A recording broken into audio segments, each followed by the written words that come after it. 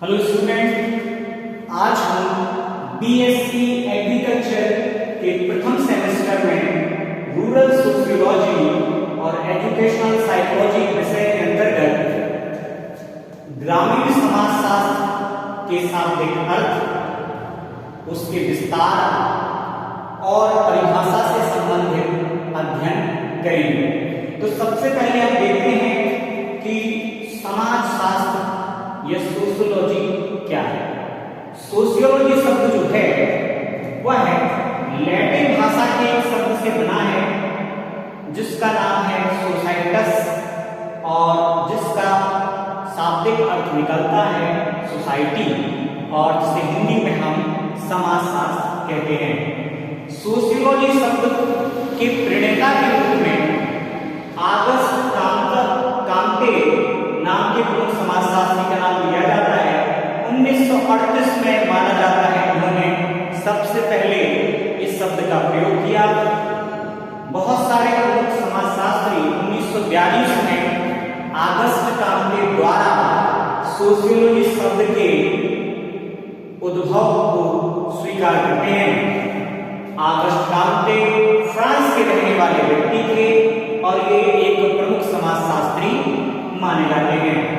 अगर एक विषय के रूप में देखें तो सोशियोलॉजी 1876 में संयुक्त राज्य अमेरिका में, 1919 में भारत में और 1947 में स्वीडन देश में प्रारंभ हुआ, ऐसा माना जाता है।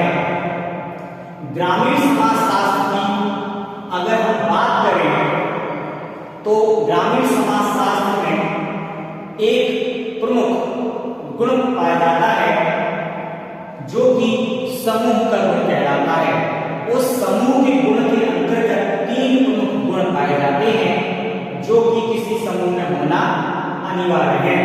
पहला गुण है कम या स्थायी सहयोग, दूसरा गुण है संगठन और तीसरा गुण है इकट्ठा रहने की भावना। अगर किसी भी समूह में यह तीनों गुण ग्रामीण परिवेश के अंतर्गत पाए जाते हैं तो ऐसा समाज ग्रामीण समाज कहलाता है। और अगर किसी भी समूह में यह गुण नगरीय परिवेश के अंतर्गत पाए जाते हैं तो वह समाज नगर समाज कहलाता है।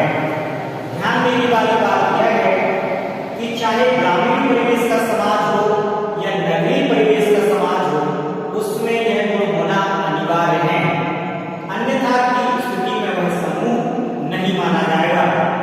तो हमने आज जाना कि समूह क्या होता है। कम या स्थायी सहयोग की भावना होती है समूह में, उनमें संगठन भी पाया जाता है और इकट्ठा रहने की भावना भी उनमें देखी जाती है। अगर हम ग्रामीण समाजशास्त्र की परिभाषा को देखें तो अकॉर्डिंग टू सैंडरसन महोदय वो कहते हैं ग्रामीण समाजशास्त्र ग्रामीण पर्यावरण में पाए जाने वाले जीवन का समाजशास्त्र है।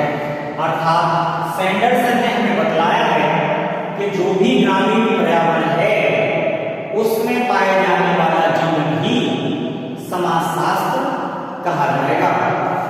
अकॉर्डिंग टू बर्टन रसल, ग्रामीण समाजशास्त्र को विस्तृत रूप में ग्रामीण पर्यावरण में मानव संबंधों के अध्ययन के रूप में परिभाषित किया जा सकता है।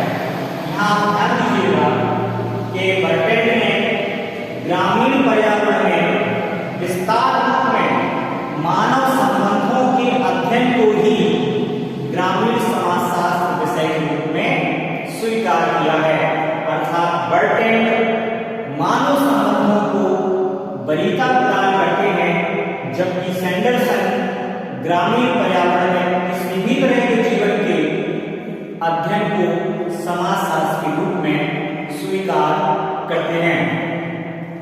इनमें एक और अंतर है कि बर्टन विस्तृत रूप में अध्ययन करने के लिए पक्षधर हैं, जबकि सैंडरसन सभी प्रकार के जीवन का सामाजिक रूप से अध्ययन करने पर वरीयता देते हैं।